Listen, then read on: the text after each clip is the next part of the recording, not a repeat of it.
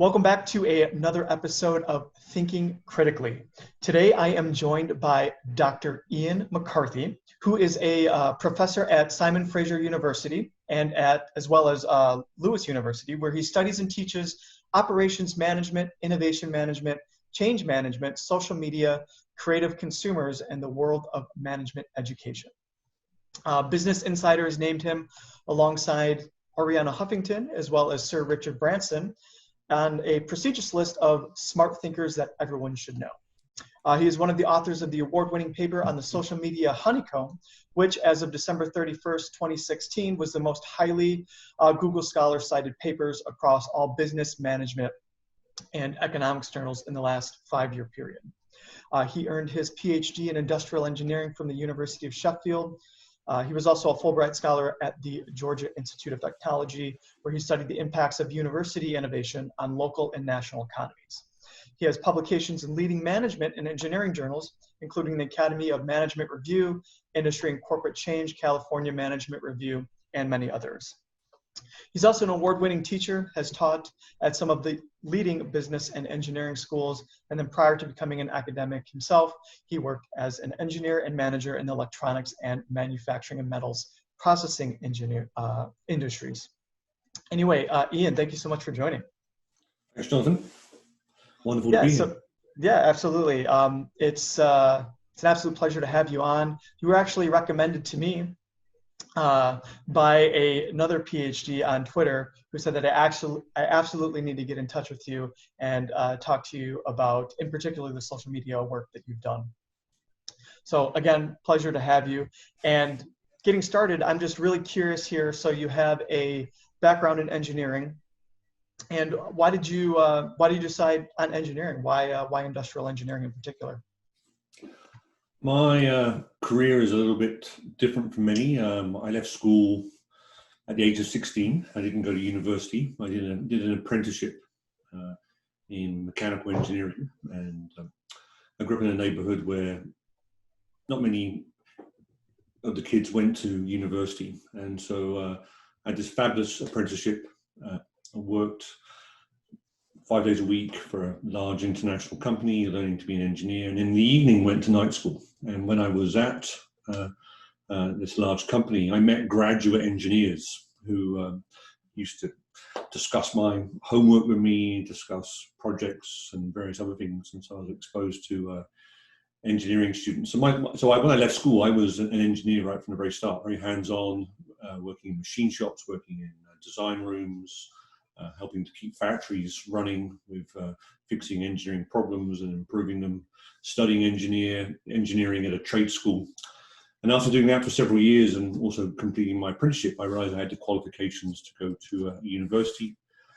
I felt that a university was too big of a jump, so I went to a polytechnic to start with, did my undergraduate degree at Polytechnic in engineering, then went to work for a large metals processing company, Alcan. And while working there, I then moved to another organization which made hand tools in Sheffield, and I also got the opportunity to carry on studying to do a master's degree, which again I did more in management, still engineering, but it was more management of engineering, like an MBA for engineers. And I had a fantastic project supervisor while I was working in Sheffield, an amazing gentleman, and he said, you know, Ian, don't go back to work for Philips Electronics. You know, come and do a PhD and do a PhD in engineering. And he sort of ran the industrial engineering group, and I did the sort of management side of the engineering teaching and engineering research within his group. And that's how I got into sort of engineering / management. And so right straight from leaving school all the way through to sort of doing my PhD in my first faculty position. And then eventually I moved from being an engineering professor who taught management to engineers to a business school which had a sort of technology and innovation agenda, which is Simon Fraser University at the B School of Business in Vancouver, Canada. Came here in 2003. That's a really, really interesting journey. So you didn't even finish high school? I did finish. But early in the UK sense. So I left school at 16, which was the year, which is when you could leave. But if you wanted to go to university, you had to stay until you're 18. And so, going back into the, whenever that was, the 70s, maybe early 80s, it was common for many people to leave school at the age of 16 and become a car mechanic or a hairdresser or work as a bank employee. Oh, I see. Not everybody. You stayed on for 2 more years at school if you wanted, or college, community college, to go on and do university. So yes, it's certainly atypical by North American standards, and typically not the usual route into university and life within academia. Yeah, that's still a really, really interesting journey. So I'm assuming you probably left at 16 because you weren't super interested in school, like textbook school. Like you wanted to go out and you wanted like to do things with your hands. You wanted to go out and work in the real world. And then, no? No, a little bit, but a little bit. Okay. I was quite studious at school, but I was very disappointed by my grades I got in my final year at 16. Very disappointed, and I was working one day with my father, and we were cleaning offices. That's what we did, when we to earn, and I saw this advert in this office building in the city I grew up in, and it was saying, "Oh, I'm looking for apprentice engineers," and I just decided there and then, much to the disappointment of my dad, that I was not going to go to do the next 2 years. I was going to sort of almost just complete there and then and go on to do this apprenticeship. But it was the best thing that ever happened to me. It was really, it was a great learning experience. It was a very broad, diverse engineering experience, and I got to learn as well. I got to go to college, night school as well, and so it worked out. But it was more just because I was very disappointed with some grades I got, particularly in computer science, and so it was like, and I said, "Oh no, I'm gonna earn money rather than go and carry on being a student for another 2 years." So there's various different aspects of engineering. I'm assuming you were exposed to a number of them throughout your apprenticeship and everything during that time period. So why industrial engineering? Was it just because that was what your mentor kind of pushed you into doing, and that's what the area that he was in, or why industrial? I'm curious. So as an apprentice, I was taken on as a mechanical engineer, so designing and making mechanical components largely, but it was quite broad, and I was working for a large manufacturing company. It was a division of Philips Electronics, and they were making integrated circuits, and so it was in a manufacturing environment. So I enjoyed understanding the production processes. Philips at the time was one of the lead users in Europe of sort of just-in-time principles, lean operations principles at the time. So it was a very forward-thinking, very decent employer in terms of developing people. So I got exposed to a lot. And so when I was just applying to go to do my first undergraduate degree, it was like many undergraduate degrees, as you say, it could be aerospace engineering, mechanical engineering, industrial engineering. And I liked the industrial engineering more in terms of, the process of controlling resources and producing valuable outputs. And so that's one of the reasons why I teach operations management at the moment and do things in gamification and control systems, is how you build organizational systems to produce value and solve world problems. And so that's how I got into it. Fascinating. So for those who may not be familiar, what exactly would you describe industrial engineering as? So you were just talking about operations management. I mean, are there more components to industrial engineering, or what is your definition of what an industrial engineer is? So I'll start with operations, and then I'll break it down into industrial engineering. Operations is how you build and design processes to take inputs and produce them into outputs. So take a sick patient, produce it into a healthy patient. Take an application for a position in an MBA and produce a graduate. Take a passenger and get them. It's the processes that take inputs and produce outputs in the world. Everything we wear, everything we consume is produced by an operation. Industrial engineering deals largely with manufacturing, so taking raw material and different forms of raw material and components and turning them into products. And it deals with the sort of design, construction of production facilities, manufacturing plants. It also involves an awful lot of understanding of the manufacturing technology which goes in those plants, everything from painting to welding to assembly line systems to automatic guided vehicles, all the things that you would see in a modern factory for turning raw material into products. So it's still in operations, it's still in operational processes, but it's different from a service process or a healthcare process or an educational process or a transportation process. It's about manufacturing. And so, and the industrial part is that you're not just concerned with this sort of the capacity management and the scheduling issues and the sequencing issues. You're also involved in terms of looking at the technology which is used to, combine, change, alter, join different parts and different raw materials to produce everything that we wear and use and touch in today's society. Very, very interesting. And certainly very important to society as a whole because of just how the whole economy works and, taking raw materials and then getting outputs. So yeah, very important. Okay, so industrial engineering, you get your PhD at some point, you find your way into academia and you become interested in social media at some point because your most popular paper on the social media series, Understanding the Dark Side of Social Media. I'm curious, what was the lead up to that?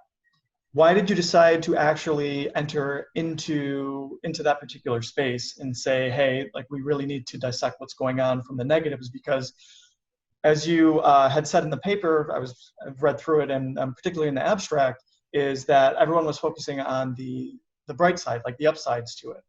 And let's talk about the darker sides, because that's really important, right? Every new technology that comes out, comes forward, you're going to have benefits, but then of course there are going to be downsides as well. And hopefully the benefits outside the downsides, but of course you shouldn't ignore the downsides. So I'm just curious as to how to hear that journey. How did you end up I want to look into this?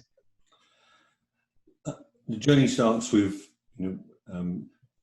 academic freedom and the ability to sort of work on things that interest you and be quite diverse. And so I am relatively diverse, worked in engineering school, worked in a business school.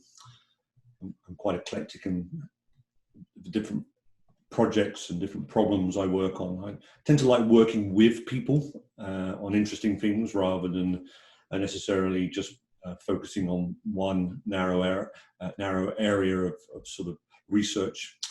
And so this came about, we were working with a great friend and a colleague who was at Simon Fraser University at the time, a guy called Jan Keatsman, and two other researchers that we were sort of supporting and working with. And we had these discussions and ideas around the sort of evolution, the emergence of social media. And we were fairly techie ourselves, and we decided to, write a paper to help ourselves learn how to use social media. What are the different platforms? How do they vary? What's the different functionality? So we found social media, back in, we wrote a paper in sort of 2009, very liberating, very energizing. It's also become very addictive and very domineering and is abused and controlling in many ways, but it was quite refreshing when it came out. And so in terms of allowing you to broadcast, allowing you to follow, allowing you to share, to allowing you to communicate. And so when we were looking at all of these different platforms that were coming out, we were wondering, how do we teach our students, how do we teach ourselves how to use social media in a thoughtful way? How do they differ? How do they vary? And we came up with this honeycomb framework. We looked online, and we were sort of seeing what people were saying about different different sort of social media platforms, and we sort of pulled together different sort of sources of information, all of which we cite in the paper, which talked about people talking about this new emergent platform, and we just came up with this very neat way of talking about it in terms of several different functionalities. which all revolve around your identity, the extent to which you share your identity, reveal your identity, tell people where you are. It's all about you, and that's why it's so domineering in terms of, because it allows people to express themselves. And we know that people are worried about that now in terms of what they share and who they are and how it's being controlled for everything from marketing to elections to, making our eyeballs just look at these devices all the time. But we wrote it as a paper for ourselves, for our students. It was a simple paper with a simple framework, but it worked, and it really took off in terms of helping. And it was very refreshing to see organizations all around the world using it to understand how they should use social media. People studying social media were using the framework to understand the different functionalities of social media. And then, we took a break from that, and then did other stuff. And then, several years later, so almost 9-10 years later, the dark side of social media is well known and well established. And we took the same framework, which is really showing how the functionality of social media liberates us, allows us to communicate, allows us to talk, but now how it's controlling us and how it's, how we're addicted to it, how people, lose their jobs, lose their lives, in terms of doing things wrong with social media, in terms of in terms of how they share, communicate, reveal where they are, being obsessed with status, in terms of, in terms of this expression of self. So that's the journey, and it was really a side project, but a very important side project in terms of, and I myself, I'm quite, as you mentioned in the intro, I'm someone who's been quite active on Twitter because I followed my own advice in the paper in terms of, so I'm quite active on social media, primarily Twitter and LinkedIn and Facebook, because I follow my own advice in terms of strategically using it for either personal reasons or professional reasons. And if you ask my family and many friends, they say I'm well consumed by the dark side of social media. So in terms of writing that paper around the dark side was really another way of trying to practice what I research and teach in terms of understanding the different issues of it. In your research, what did you find from the addictive component of it? Because, I've heard other people say that social media is addictive and that it's actually designed to be addictive.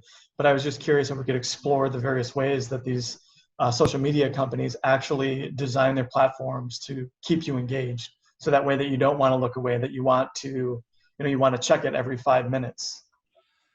Simple things, like endless pages. So if you remember when you use social media or even the web originally, you would, you'd have to click pages. You have to say next page. There was only so much that was shown on the page, but now it's endless. It's scrolling. It's just scrolling. You never get to the end, and you just keep going in terms of very short, like Twitter. It's all about a certain number of characters. Different, TikTok, certain number of length of videos. It's all about bite-sized chunks. The content is very distilled. It's very, very distilled to be visually engaging, audibly engaging. It's also, you get feedback. You get feedback. So I work in a world where it can take years to do a research project, and years to get feedback on it, and it published. Well, now you can publish something instantaneously and you get instantaneous reaction. And in fact, you want it. You can keep checking back. Have people liked it? Have people commented it? It's fear of missing out in terms of seeing what other people are doing. So it's addicted in terms of always watching what other people are doing, where they are, what they're doing. It really does tap into sort of our personal identities and sort of how we're not used to being bored. We're not used to being bored. Boredom is partly a bad thing, but boredom is also a good thing in terms of being mindful, being separated, being disconnected. And so the technologies, I have my phone on me now. We're talking on technology here. It won't be long before we have technology. We wear technology, but it won't be long before we having technology embedded in us. And in some cases, extreme cases, that already happens. But it's everywhere. It's ubiquitous. It's embedded in us. It will be embedded in us, and so that's how it controls us. So when you say embedded, are you talking about like what Elon Musk is working on with like Neuralink? Like Yes. just basically, a brain implant you directly links you up to the World Wide Web, always plugged in at all times. Yeah, I mean, Microsoft was founded on, I think, the mission statement or the vision statement that there would be a computer in every house, and they wanted to create operating systems. And there didn't used to be a computer in every house, and companies, created that there's a computer in every pocket, and then there's a computer on every wrist. And then there will be computers in us, whether they're contact lenses, whether they're medical devices that are embedded in us. They'll be fixed to us in some way, where they're collecting information, biological information, in addition to all the other information that we have. And so, that's a reality, is that people are predicting in the same way as that Microsoft said, we're going to create software technology because we imagine a world where there's a computer in every house, and we want to make the software user-friendly. It's a way of driving a computer in your house. Other people are creating technology, software applications for technology, whole business models around technology where they're imagining a computer inside every person. And so that's likely to happen at some point. I don't know how I feel about that. The thought of actually implanting something into my body to enhance it, like a machine, to become part machine, it just seems like very Terminator-ish when you start to enhance yourself in that manner. But yeah, I definitely could see, there are, as you said, there are people working on it. For example, Elon Musk's Neuralink, and that is a major upgrade, and you would definitely have to implant something into your body. I guess I'm slightly skeptical of technologies like that, but it's certainly in our future, and it'll be interesting to see how society adopts it. And of course, with any new technologies, such as we're discussing here with social media, the downsides of these technologies. Obviously, hopefully the upsides outweigh the downsides, but it'll be interesting to see as these technologies become adopted by society, the negatives that it has that have to be dealt with. Solutions to those negatives have to be created. But I'm hearing rumors, that Google Glass didn't take off. They learned things. But I'm hearing, that Snapchat made eyewear at one point in terms of its glasses, and I'm hearing rumors that Apple will be revisiting, the eyewear technology sector in terms of, and so it's not within us; it's still on us. In industrial applications, we have people who sort of wear robotic skeletons to help them move things around. Again, that's on us. We've long had pacemakers inside us, but imagine, very serious athletes who want to have technology in them in some way to help them be better athletes, better, in terms of doing marathons or doing triathlons or being swimmers. It's it will be led with medical drivers, but there will also be performance drivers in terms of understanding body posture, in terms of are you sitting correctly, are you eating correctly, so it'll be very interesting to see how this is all going to evolve, and at first I think it will be quite liberating and exciting for some people, but then when you understand maybe the business models behind it and how people, you have to remember, like most social media, is free, and so and most people 10, 15, 20 years ago didn't, just thought, wow, this is amazing, it's liberating and it's free. But you didn't realize what you were giving away and how that was going to influence, how society functions, or how you individually function in terms of constantly engaging with the technology and constantly giving away information about who you are, where you are, what you're doing, who you're with, what you're shopping, etc., etc., etc. Yeah, I think, and I'm certainly guilty of this, that initially when social media and primarily Facebook first came online, because that was the first like major social media platform that I think that more or less was adopted by the world. Facebook, it was free, it was great, it was a wonderful way to connect with friends and family, connect with people from high school that you haven't seen in years, so you can stay in touch and keep up with them. You didn't really realize the cost, like you said, that you're giving up all of this information. And as many people know now, like data is the most valuable resource, or one of the most valuable resources on the planet. There's so much information, or excuse me, there's so much money to be made off of data, looking at people's data. And how can you extract the most amount of information from it, so that way that you can tailor content to them, you can sell targeted ads to these individuals, things of that nature. And I think I think 2016, people really started to realize that social media, while it's free, in particular Facebook, while it's free, the cost may not actually be worth it, that you're giving up so much of your privacy in all aspects of your life in order to access this platform for free. What are your thoughts on that? Do you think that was kind of the wake-up call? Because what happened in 2016, in particular, there was a lot of outrage and pushback against Facebook because of Cambridge Analytica and how they used people's Facebook information in order to influence them when it came to the 2016 elections. Yeah, I think that was a starting point. We write in our paper that, some of the biggest influencers on social media during that election were located in small towns in Eastern Europe, in terms of what they were producing technologically to influence conversations, perceptions around reality, which was going on. Carnegie Mellon just did a really interesting study where they looked at the most influential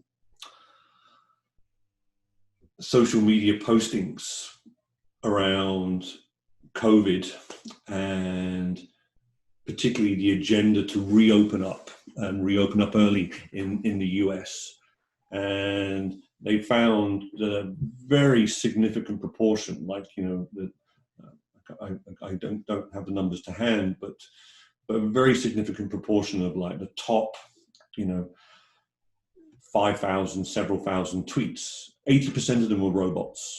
And then when you took the next sort of several thousand below that, 50% of them were robots in terms of, so these are not real people voicing things. These are, people with agendas, organizations with agendas. The very nice person who recommended me to you for this podcast, Cami Ryan, she's done some great research on, how different groups fund and produce and spread misinformation online. And so, the Carnegie Mellon Project reveals that, it reveals that we've got, not real people who are liberated and expressing themselves in terms of, we've got machines at work, highly funded, highly effective, highly impactful machines. And so, and you don't know who they are and what they're doing, and in terms of producing content. And so, yes, it is quite frightening in terms of where we are. In terms of, I do work with the same colleague on the social media paper on sort of deep fakes. We wanted to write a tutorial on how deep fakes are produced, how damaging they are.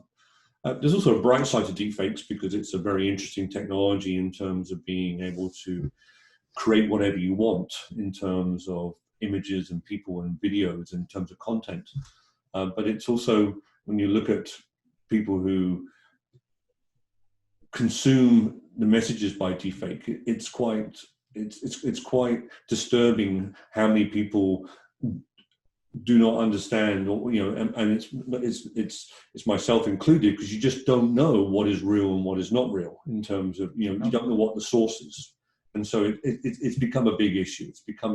So the platforms are still the platforms, and they give free rein pretty much to most people to say whatever they want and do whatever they want to consume, and there's a lot of pushback to try and regulate and change that. but they're very, very powerful technologies which people have worked out how to leverage, because one, to keep us engaged, to keep our eyeballs. So when you look at the likes of Google and LinkedIn and Facebook and Twitter, they employ some of the best minds in the world just to control our eyeballs and look at content. Originally advertising content, and it still is advertising content. That's still their main. But then other people have jumped in because they now know how to sort of control what we look at, what we see, and what we consume. Yeah, no, and what you said there too about how these companies are employing the brightest individuals from all over the world in order to just kind of tailor this content to keep us engaged with it at all times. And that's kind of a bit of a scary proposition, just because, well, I mean, the content isn't necessarily always going to be good for us, right? I mean, maybe then there's the component of addiction too. I mean, I haven't heard of any sort of actual like medical definition of like a social media addiction, but I know that like there are some people that are very, very addicted to social media, and I could definitely see it negatively impacting their life. And I mean, even myself sometimes, I mean, I'm very active on social media because I'm trying to promote this platform. So you kind of have to be, right? Because there's so many different people out there. And part of this platform's mission is to teach people how to be, better consumers of information. And many people consume information on social media, myself included. But I see myself, wanting to check my phone to get that feedback from the community, to see those likes, to see those shares. And I mean, I think that, if you look at, I have an iPhone, and if you look at the screen of it, it's incredibly visually appealing. And all of the alerts are in bright red, and you've got to engage, like it just, everything about it makes you want to engage with it. And that it's specifically designed by the engineers in order to make you want to do that. So I don't know, it's just a bit concerning. I mean, I'm not saying it obviously like it's terrible and it's going to destroy society, but I think that society definitely needs to be aware of it and kind of take steps to perhaps limit our engagement with our smart devices sometimes, and limit our engagement with the social media. So for example, one of the things that I do is I've enabled on my iPhone, I've enabled the black and white color scheme just by hitting the home button 3 times. There's some way that you can do that. A friend of mine had posted online about how you can do that to turn it from, the full color spectrum just to black and white. And it's incredible how much I don't want to interact with my phone when it's just in black and white, because it's not nearly as visually appealing. And when I get those notifications from social media or any other notifications, I don't feel myself being as drawn to interact with them. I mean, my understanding is when you talk about that, it's when you look at the psychology which goes into social media in terms of designing platforms, websites, technology, it's, they learn a lot from industries which rely on addiction. That's, casinos, for example, so we know that with casinos, tend not to have windows, tend to, very defined lines of sight. It's hard to know what the time is. You lose concept of time. Lots of flashing lights, lots of feedback, lots of noise when there's success. You're always stimulated in terms of being in that environment. And so when you look at things like Candy Crush, for example, and game design, and so computer game design, when you look at how many people play Call of Duty, and other sort of computer games, the amount of engagement is impressive. Like we're talking, we're talking about, I have a 19-year-old son, and if I was to try and calculate how many hours he spent on a computer game in his 19 years, it would be quite significant. He would be if you put that same number of hours into professional sport or playing a musical instrument or focusing on one academic subject, he would probably conform to Malcolm Gladwell's outlier rule, where you've achieved sort of 10,000 hours of use which makes you an expert, or a prodigy in one of those areas and stuff. And so that's the level of sort of engagement these things do, like you say, from colors and sounds and feedbacks and shapes and handling and being wherever you are in terms of it's on you all the time. So the social media industry has looked to the gambling industry for kind of like for feedback in a sense. They use the same psychology and same psychology. Okay. Same psychology and same research as gambling, understanding addiction, understanding use. Same with computer games. Gaming has been around for a long time. Let's look at air miles, for example. It's a game. Some people are very addicted to it. Some people work very hard to collect the points. These ways of controlling people. Remember, my background is operations and industrial engineering, which is all about control. So this is why I'm interested in this. They have status levels and rewards, and you progress, and sometimes problem solving, and they give you appropriate levels of feedback. And so it's always sucking you in terms of in casinos taking your money, in social media it's taking your time and taking your information, and so it's all about grabbing. Netflix, Netflix competes for your time, doesn't have adverts, but it's competing for your time. It wants you to watch Netflix, and so it's there are different ways of controlling the decisions you make to engage with this piece of technology, and either to give them directly money, or to give them time, or to give them information, or to give them your eyeballs for advertising revenue. I suppose that's just a consequence almost of competing in the marketplace, right? Because everyone's trying to compete for your attention. So I suppose it's not surprising that the end result is that you have all of these companies then essentially implementing addiction type business models, where they want you to, well, they're looking to the psychology of addiction as saying, okay, well, I want to make you addicted. Like that's the science that I'm going to use in my business model, because I want to maximally compete for your time. Yeah. And that's an unfortunate consequence, I suppose, of the marketplace.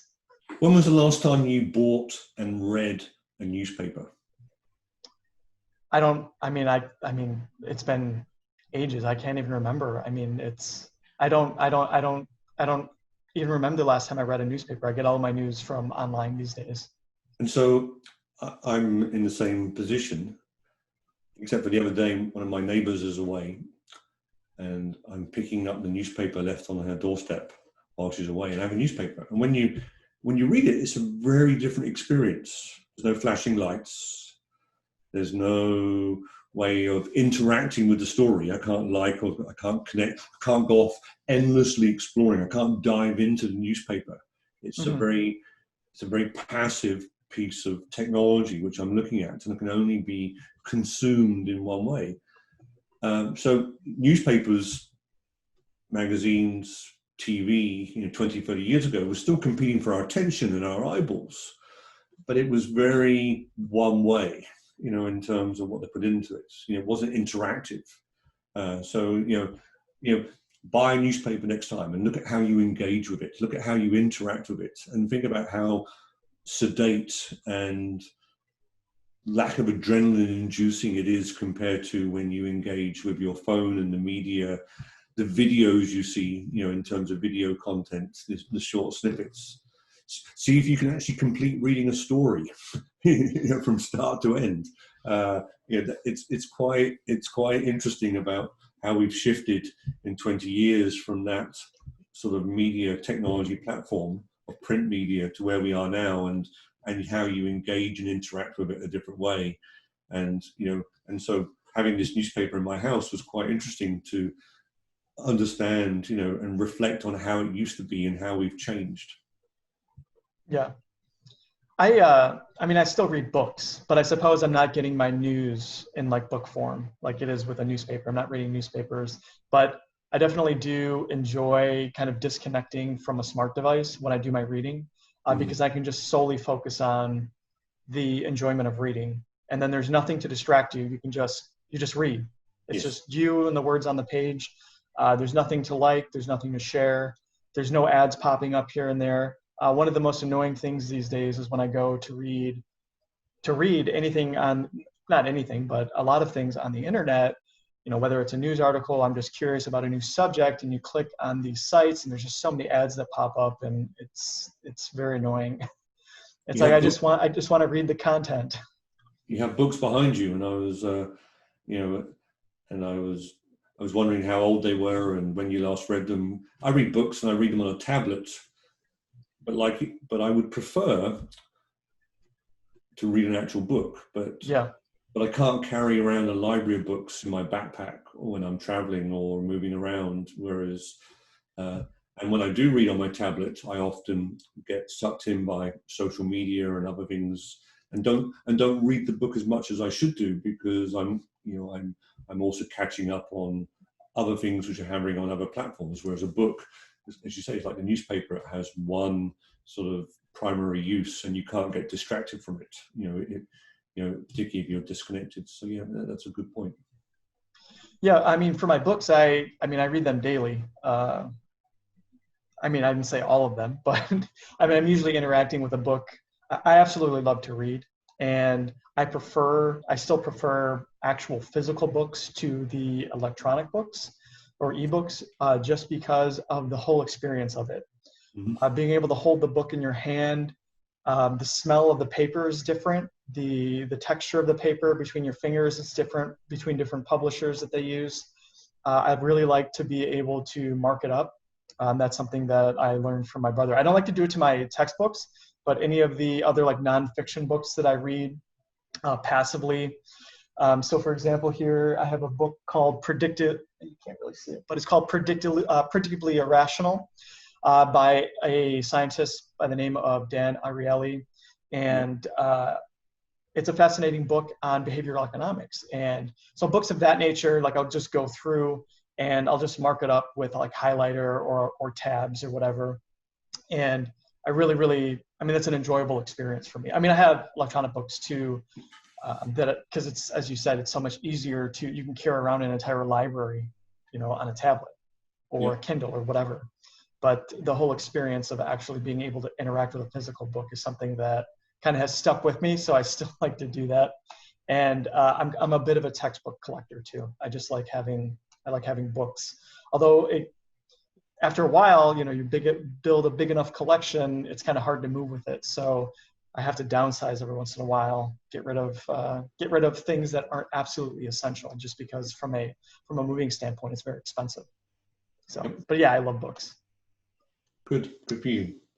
Anyway, let's go back to the social media a little bit and dig into like the fake news aspect of it, and like how people, like the tools that people can develop or that perhaps are available currently in order to kind of figure out, where the facts are and what's fiction, what is fake. What have you found in your research? Perhaps we can go through the honeycomb method if you wanted to.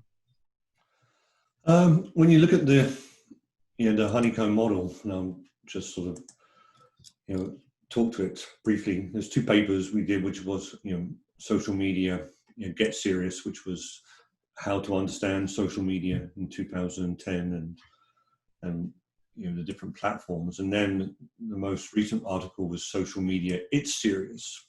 We talked about social media allows you to reveal where you are, form relationships with people, sort of sometimes indicate your reputation, be part of groups, online, have conversations, share content, and all that is about revealing your identity. And so when you look at fake news, it is tapping into that. It's tapping into that in terms of, because it can target fake news around your identity. It's able to exploit your online self because you have revealed where you are, who you know, If you have any reputational standing in terms of that you're a top YouTuber or a top blogger or whatever you might be in terms of, you mentioned me in terms of my Twitter standing at one point, that's a reputational standing online.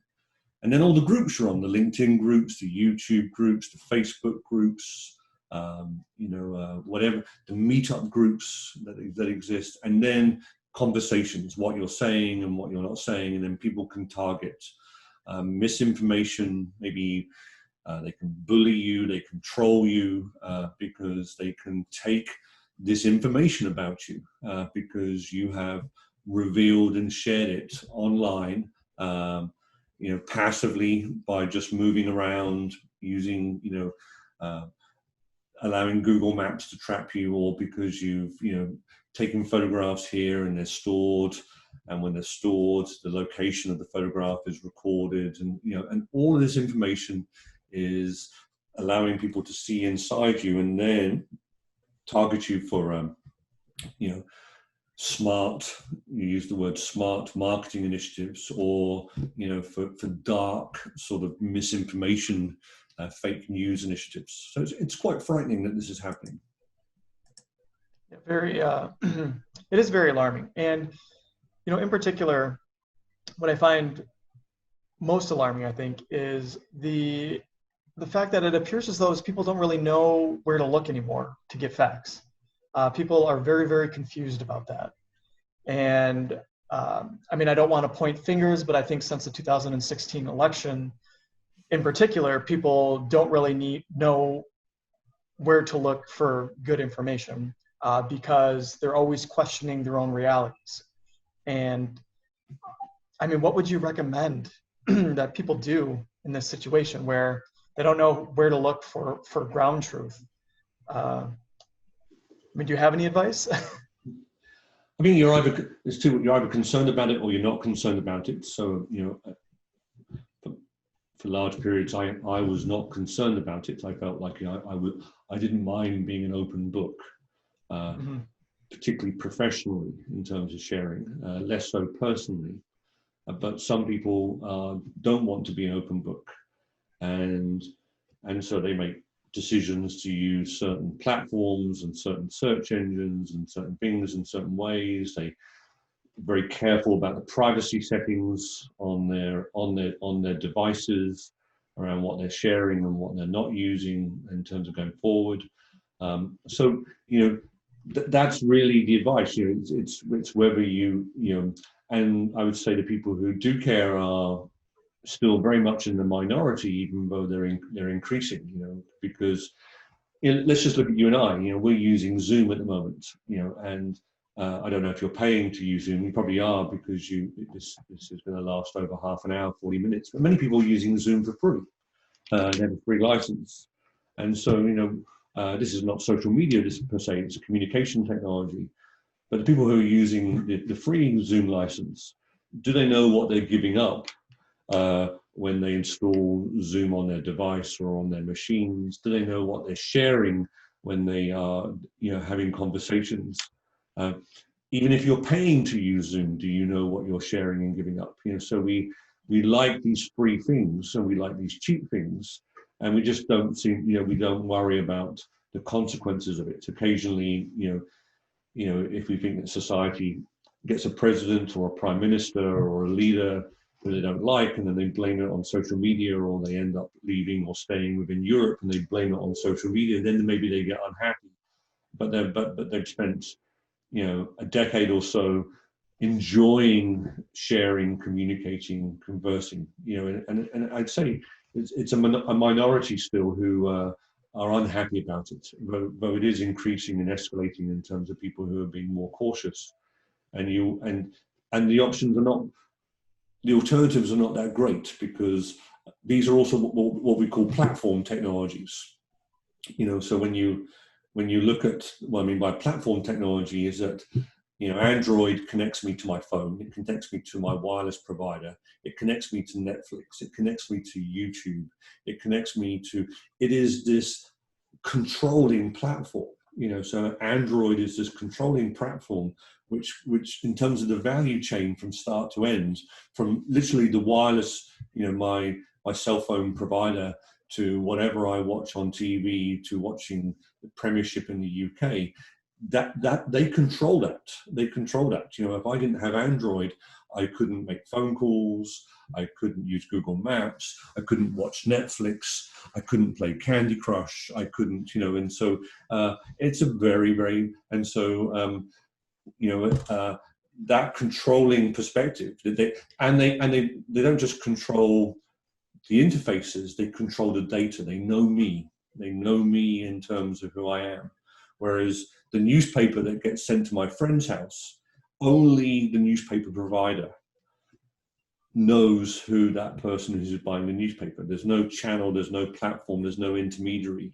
When you download movies or watch movies or watch media, read the Guardian online or the Wall Street Journal online, Android knows you're doing that. And Android has your data. And in some ways, the Guardian doesn't even know who you are, because Android or the various platforms may or may not share that information. So the Wall Street Journal used to be very valuable because of its subscriber base. It was very reluctant to go, to be available for many, many, many years on Apple devices, because part of the consequences of going on the Apple devices, this is in the early days, was that it would have to relinquish ownership and knowledge of its subscriber base. That would become Apple's property because they're the platform.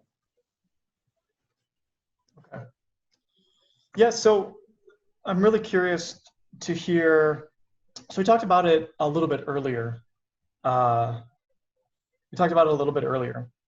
The advent of deepfakes, and I don't even know how you would push back against this or arm yourself against it, because it seems like this technology, the deepfake, it looks so good that you can't even discern that it's not real.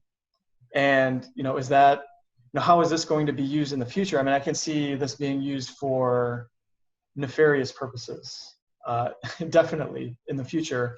In particular, we have an election season coming up here, the 2020 elections, and I can see, should we be concerned that this particular type of technology is going to, that we're going to be seeing that very soon here as things ramp up? Deepfakes could be something which, at the moment, platforms say they're just platforms, and they're not responsible for the content that's shared, whether it be fake news or deep fakes. But I think there'll become where there will be platforms which their business model is based on authenticity. And, and so when social media first came out, it was quicker, more responsive, more crowdsourcing than sort of traditional media. And some people, when they looked at Arab Spring and they looked at how you could generate things and create revolutions and changes, everyone was promoting and championing social media. But what's lost in that now is this authenticity. And so I think there'll become a point where there will be platforms where they promise privacy, or they promise authenticity, or they promise both. And you may have to pay for it. You may have to pay for people to filter and change. And so in the same way as that businesses will pay good money for good data and good information so that they can make intelligent, performance-enhancing decisions, I think people will start saying, okay, I do want to pay for a search engine which is unbiased and isn't going to show me stuff which is disingenuous, fake in terms of going forward. I want to read media outlets. And so I think that's the rise of deep fakes is going to really highlight that this is going to be something that people want, because people will be unhappy that they're seeing Donald Trump saying something which he didn't really say, or Justin Trudeau say something he didn't really say, or some other political leader, and we react to it, or that there's been some doctoring of images or even doctoring of content. People will be unhappy, whether it be CNN or Fox News or the New York Times, whoever it is. I think they'll hopefully we'll get to a point where authenticity is really well valued and people are willing to pay for it. And it might be expensive, but you're getting a sort of a checked, a checked sort of, and so that's what's, and deep fakes, because seeing will be believing, seeing and hearing is believing when you see deep fakes, because they're so well done. And so you'll want people to check and have the technology and to be able to check the sources. Again, imagine a world where we all have technology embedded in us, and so then you can prove, I did not say this because I have a microphone built into me. It's like I can prove who I was standing next to in that photograph, and it wasn't that person that's been doctored, because I have technology either in my pocket or embedded in me, which shows who I am, where I was, what I was doing, and it's used for authenticity reasons. Yeah, I suppose it's similar to how police officers are now required to wear like body cameras. Yes. And that records the audio and the video of all of their interactions, so that way it goes both ways, right? So there's when you have a officer who is engaging in inappropriate behavior, then it's recorded, and then vice versa. If you have somebody making a claim against the officer, and you can say, hey, this is my alibi right here, I have all the audio, I have all the video recorded. So I could definitely see that. But I suppose what I'm taking away from everything that you're saying right now is that people have to, to push back against the fake news, to push back against the deep fakes and things of that nature, let's say the bad information or the misinformation, the disinformation, is that people have to demand it. People have to, be willing to part with some resources in the marketplace, pay for it in a sense, to make sure that the information is of the highest quality, and that it's not being adulterated for some nefarious purposes.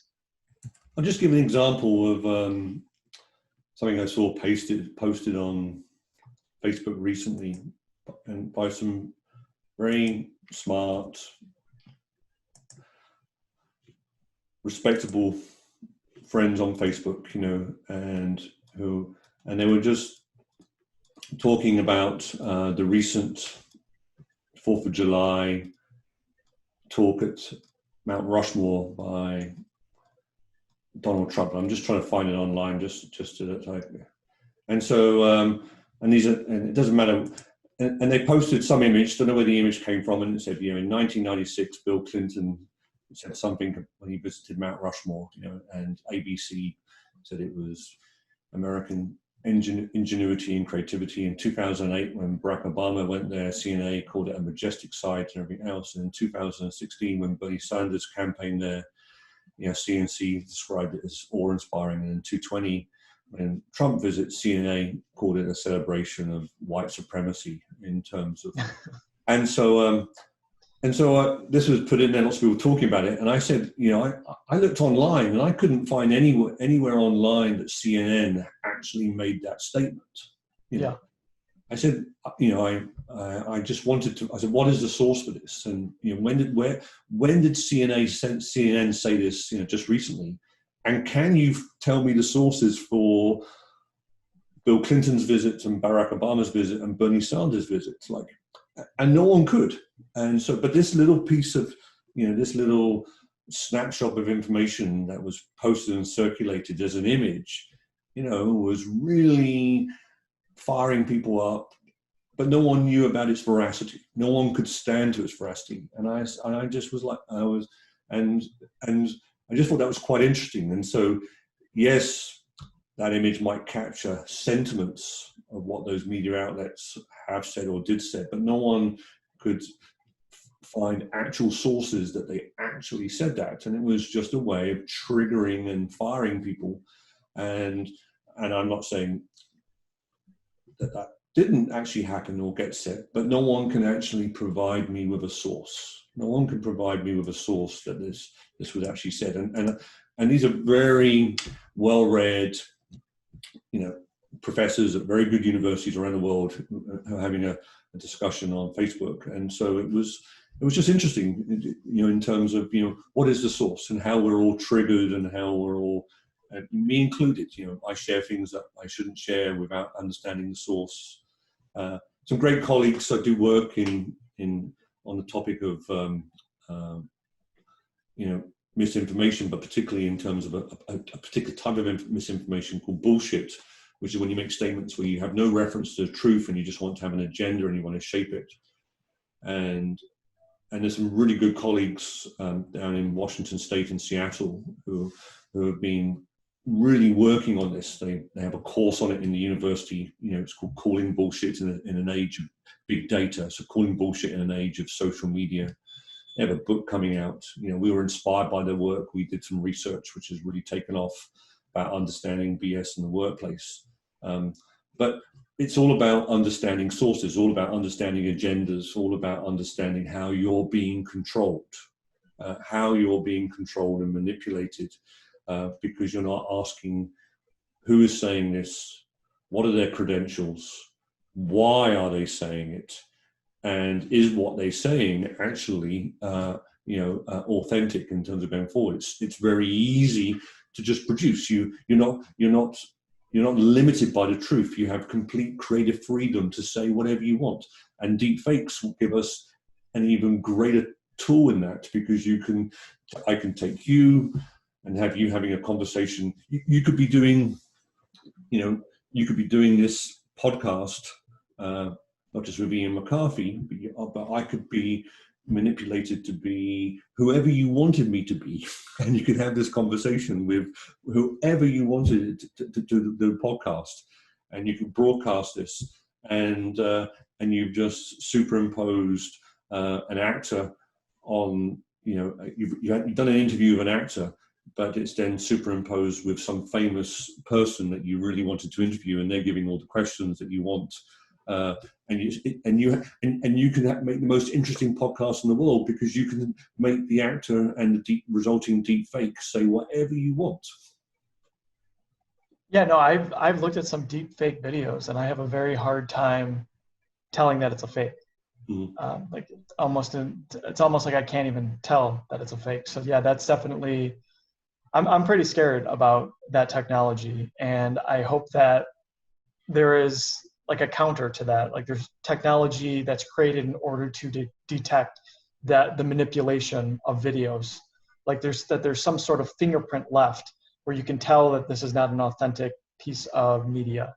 Yeah. Because I'm very scared about the weaponization of that particular type of technology.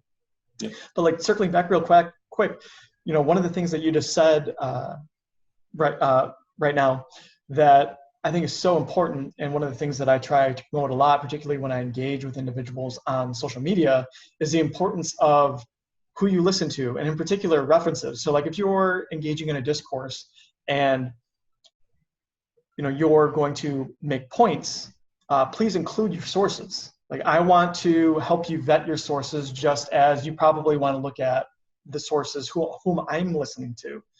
I find it a little bit concerning that you felt like a colleague, you said, or a friend who is a professor or like on research level, was sharing essentially what is equivalent to what I would call like a meme, because there's no references or whatsoever included. It's not even an article. It's just kind of a picture with some words saying, kind of, pushing an agenda in a sense. They're trying to trigger you in a certain way.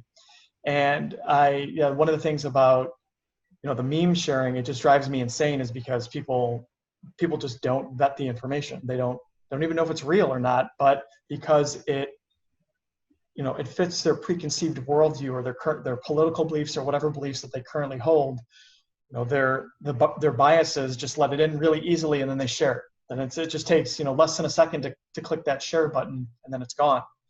But I mean, so many people I see engaging online, posting information, and they don't include the original sources, or they don't include sources. Like they put together these arguments, but they don't really understand that, okay, well, how do I know that the premises in your argument, that is like all the supporting portions of the argument to support the conclusion, how do I even know that I should trust those? You're not including any. You're not including any sort of references or anything like that. And I mean, I've even been mocked before by individuals because I require references. Like, I want to know where you're getting your information from. And they were like, well, what is this? Grade school? What are we in school? You're going to require references? And I was like, I cannot think of a skill that is, it's so important today than learning how to include references for anything that you write. And once you get beyond learning that skill, which is great to hear that, but also understanding that even published work in the best journals in the world is imperfect. Of course, yeah. It's imperfect. Like, it's, and so when you cite one source, so, there'll be lots of research on, times of COVID and what it was like working at home and et cetera, et cetera. And so, research is an evolving and science is evolving. And so we only have temporary evolving understandings of what is right, and you cite a reference, it's and sometimes that reference takes off and shapes things, look at some of the papers that have been retracted, in the last 3 months to do with COVID and treatments of COVID, et cetera, et cetera. It's and so it's so first of all, does it have a source, and then what is the source? And then, it might say Harvard or MIT and everything else, but then who is the actual author? And when you go to check them out, are they a very esteemed, credible professor there, or are they an adjunct or a visiting professor? In terms of, and this is the first thing they've ever written, in terms of doing things, or it's or it's attributed to them in the press, and it requires time and effort to do due diligence on this information. And social media doesn't give you any of that. It's just, scan, and it's consume. It's like Candy Crush for media. It's just triggering bright lights and knowing what triggers you in terms of information. It requires work to do due diligence. And so, so it's very worrying. Yeah, and one more thing I would add too with the scientific references is that it's generally good to try to see if there are other researchers who looked at the same problem. Because even the best researchers, if you just have one singular paper that had an N of 1,000 or 500, that is the number of individuals in it, let's say for a pharmaceutical study, even the best researchers, doesn't necessarily guarantee that the conclusions are 100% sound, right? Because science, as you said, is this evolving process. Sometimes bad studies do get published. It's not perfect. I mean, I think your average scientist would happily admit that the process isn't perfect, but it's the best that we have. It's the best that we know how to do from a knowledge generation standpoint. So papers do get retracted. Sometimes results cannot be replicated. We have, for example, in psychology, there was a bit of a replication crisis within the past decade or maybe even 5 years or so when they were trying to replicate older studies that were done perhaps in the 80s or the 90s, and they couldn't do it. So, perhaps some things that we used to believe because the science led us down this route no longer is so. So it's really good when you're looking for scientific references that, obviously the credibility of the institution, the credibility of the researcher, but then see who else is looking at it. Are the papers solely coming from industry, or do you have a eclectic mix? So for example, industry researchers, you have government researchers, you have researchers from nonprofits, et cetera. And then, then many studies all pointing to the same thing. Yep. So that would be the only thing that I guess would add to that, because sometimes people are a bit confused. They present a singular scientific study. For example, you can find scientific studies that say that anthropogenic or man-made global warming isn't a thing. And they're out there. Mm-hmm. But it's not the consensus, because we have decades of research. And if you look at the research in total, it overwhelmingly points to human beings being the cause of global warming. So I guess that would be the only addition I would add to that. Great chatting to you.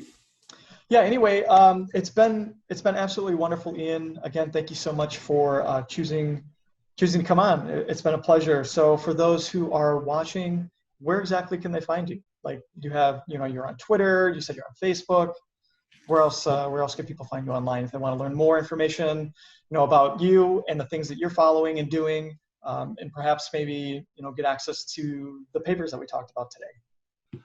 So I have a blog, which is a good source of accessing my papers, being able to download them for free. It's called It Depends. So if you search for Ian McCarthy and It Depends, it's a blog which talks about my research and work and the world of business schools and management education. Two papers I mentioned were, to do with social media. The bright side one is called Social Media Get Serious, so get serious about using it. And then the dark side one is called Social Media It's Serious. If you reach out to me, you'll see it on the blog, free to download, or I can send you that. And then I've also done work on sort of fake news, deep fakes, trick or treat is the name of the article for that. And then also confronting indifference to truth, dealing with workplace bullshit. And they sort of all link together in terms of a collection of work on information and how we are pursuing agendas. It's been a real pleasure chatting to you, and I'm happy to share any more information, and links for your sort of listeners to access. So thank you. Yeah, absolutely. And for those, again, who are watching or listening to today's episode, so all the links to everything that Ian just mentioned will be provided. And that's it for today. Thank you so much for stopping by, and until next time. Thanks, John. Take care.